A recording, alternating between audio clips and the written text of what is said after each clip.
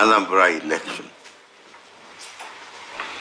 And on that, I will just make a few sentences, statements, and tell our people that if we don't go to the polling booth to vote, the loss is ours and Igbo nation at large. Therefore, I suggest, I call on all of us to be bold, brave if need be, and go Saturday, 6th November and vote. You may be regretting if you don't, because there may be no unknown gunman or unknown gunmen there on Saturday. All effort to make us afraid has been done. We are already afraid. On that Saturday, you may find no threat to life. Then the regular and important press briefing we used to give will be read out by our very able secretary, Professor Nwekako Charles. So, over to him now. The Southeast is a threat to attention has been drawn to the increasing militarization of the Southeast and the consequent build-up tension and security challenges in the zone, thus threatening a hitch-free conduct of the scheduled November 6, 2021 Anambra State elections.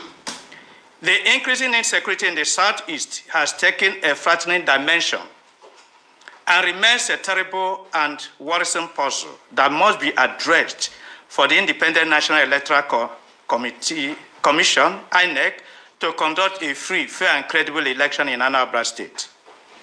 We therefore call upon the federal government to demilitarize the Southeast, as well as take other necessary administrative and non-kinetic measures to restore peace in the zone, thus paving way for a smooth conduct of the scheduled Anambra State election. Similarly, federal government immediately released over 5,000 Igbo youths arrested by security agencies and dumped in different detention camps in various parts of the country under dehumanizing conditions in the name of unknown gunmen, Ipob, ESN, among others, will facilitate peace process and restoration of normalcy in the Southeast. A political solution through the instrumentality of dialogue with all relevant stakeholders is key to the present security imbroglio in the Southeast. It is our firm belief that a secured and peaceful environment is indispensable for the conduct of free, fair, and credible election in any democratic state, including Anambra State. The citizens in the Southeast no longer sleep with two eyes closed, as sporadic gunshots now ravage the Igbo heartland without anybody accepting responsibility for the ugly development. Movement from one city to the other has become a nightmare, with several police and military checkpoints lethal all over the place. A journey from one part of the Southeast to the other, including inter- and intra-cities movements, have turned into nightmares, as several hours are wasted on short routes that ordinarily would not take more than 30 minutes. For example, from Oka, the Anambra State capital, to Amansi, a neighboring community, which used to take about 10 minutes before, now it takes about 4 hours, sometimes more than that. The story is the same terrible tale in other parts of the Southeast.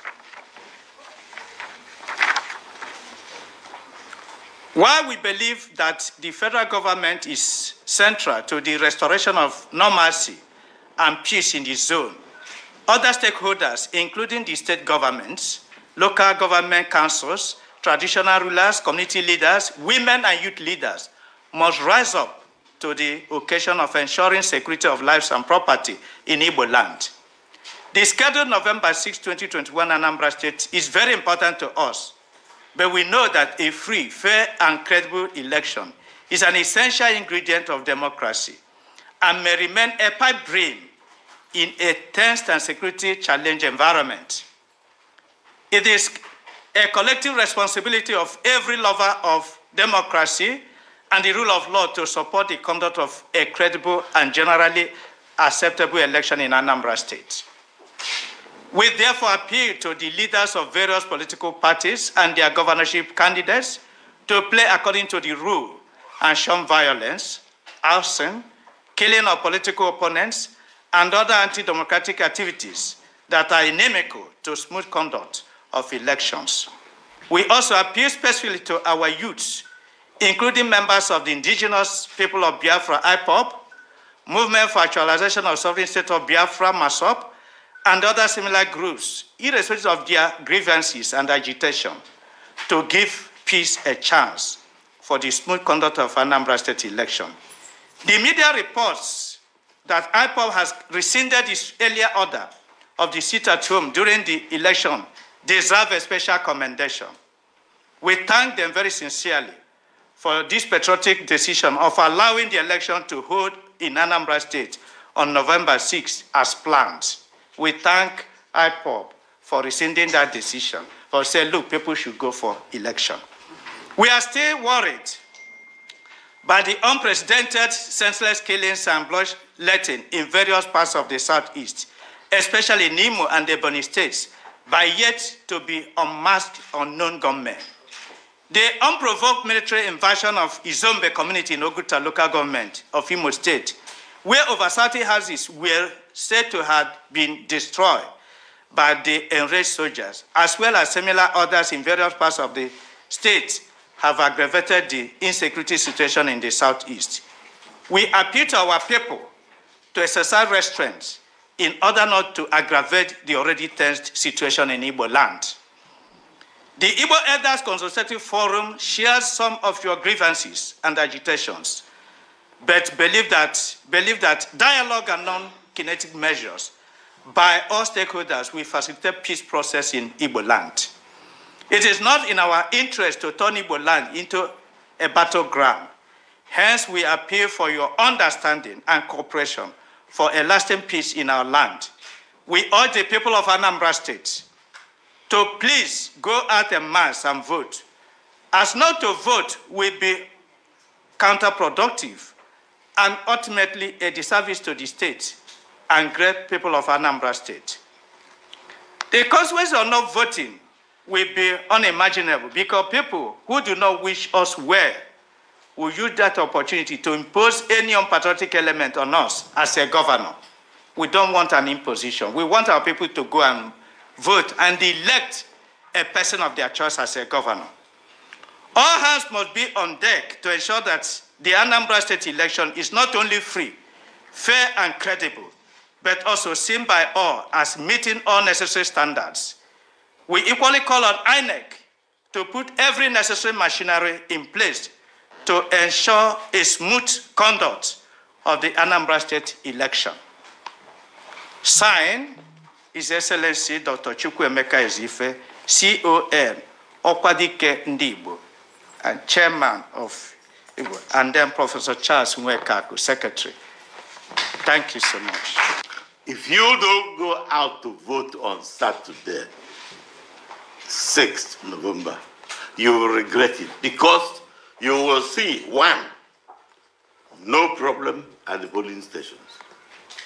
Two, you may find people who are threatening to be governors. Be governor.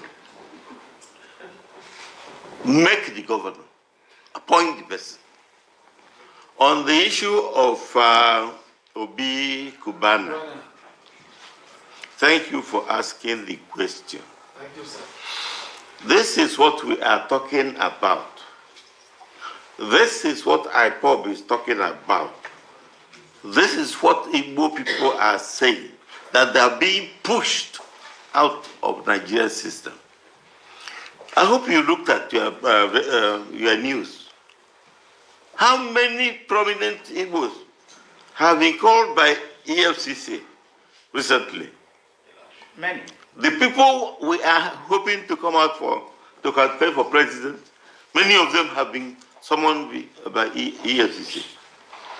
Cubana buried the mother very well, and everybody saw the display.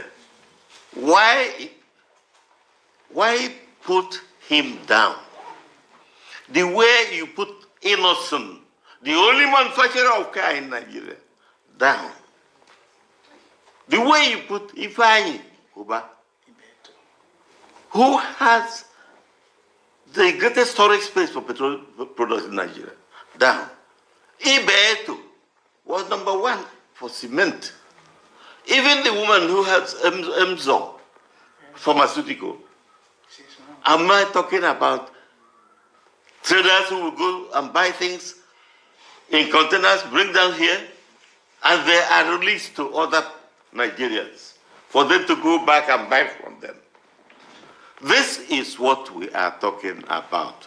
Progressivism requires that we concern ourselves with what negatives are going on the part of our neighbors. So please, I thank you for asking that question. You know the answer. Cubana is Igbo. That's the answer. And his name was going up, and up. I don't know. You may have a better answer than I have given you. Question? Please, somebody, can I ask you just one question? Well, what do I tell you? The same story. The same story. What is Odili? What? She's number 2. What? She is number 2 in the justice system. And some people want to mess her up so that she doesn't qualify for it again. But thank God that woman was so gifted. She stood up and said, "Where do you say you are going? To my house? What right do you have to do that?" That's why we are here talking about it now. Otherwise, if we had panicked and opened every door, it will be manufacturing stories against her. I'm telling you what is happening in this country.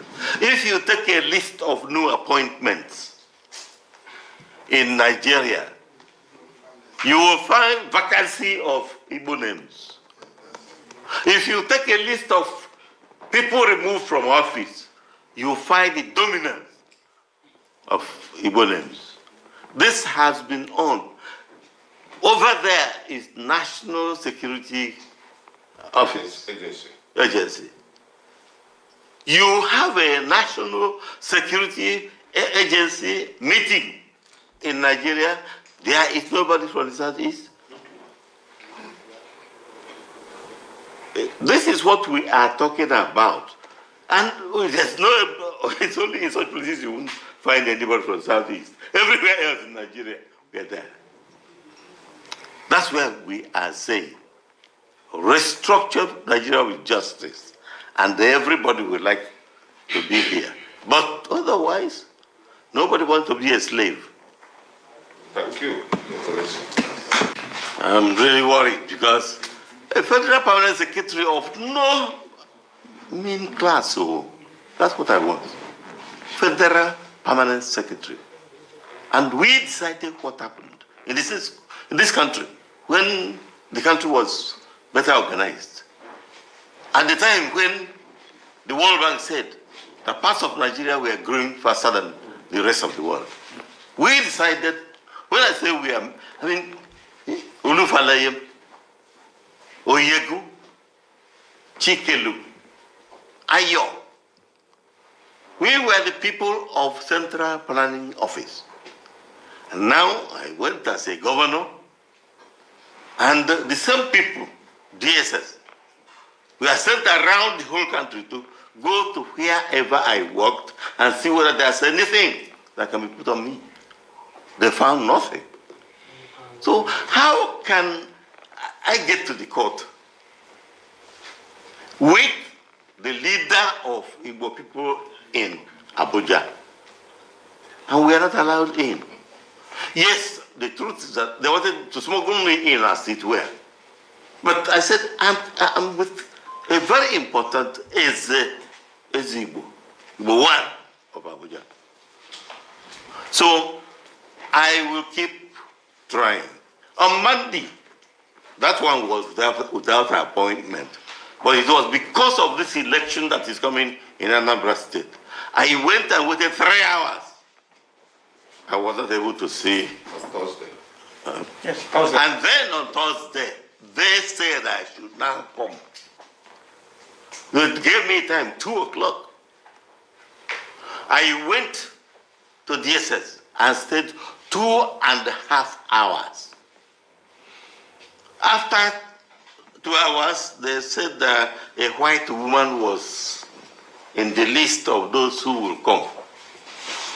We made sure that the white woman would leave the place. So she left. We had no connection with her. We don't even know who she was. But she thought she was white. We begged her to leave. She left. And after another 1 hour, nobody called us. I thought it was too much. But on the 11th of 10th of November, we're supposed to be brought to court again. I will make effort to be there, if necessary, alone. But I must say, I was there in the first case, and I discovered that the court room is not bigger than this place. So more people were outside the room than inside. So I can understand the restriction of people. But when they said I shouldn't enter, I was so sorry. Yes? Will you call that detention, sir? No, I don't understand you. Sir, I mean with the action of the DSS, when they allowed you, they didn't allow you not to enter. How would you describe that? No, they allowed me to go home. So it wasn't detention. Oh, if you ask anybody here, I will say no. They are all his songs. No, there are some I don't like at all. But I wouldn't want to say so. In fact, there's one that if he wins, it is rigging. It cannot be victory from Anambra people. So you don't want to name him? No. Yes. Igbo land. We are proud of Anambra State. And if you look into the history of Nigeria, Nnamdi Azikiwe, Alex Ekweme, Okadibo, Chinua Achebe, you can name them. They are all from Anambra State. So Anambra State is a state we are proud of. We have people there. We have resources there. As we speak, Anambra probably has more billionaires under 50 than any part of Nigeria. So we must not joke with Anambra State. We can't joke with the election either. Truth is that we are afraid, all of us are afraid, I am afraid, that what is playing out is a situation where people will be made to stay away from the election. And that worries me. Because we have already been told that they are going to overwhelm the territory with military and security forces. And they've already started. The consequence might be that people will sit at home and not go for this election. We are worried about it. That is why we are talking now. We are talking now because we have a situation of fright, a situation of intimidation that is already prevailing. And our people may be unable to vote on the 6th of November. You are going to vote. Well, I'm saying that that is a fear we have. What the media can do is help us to diffuse this fear a little bit and encourage people to go out and vote. Because if they don't go to vote, some people will write the results. And we know that is likely, that is possible. So let them saturate the place with their votes. Let them go and vote. And let the votes be counted. Thank you so much.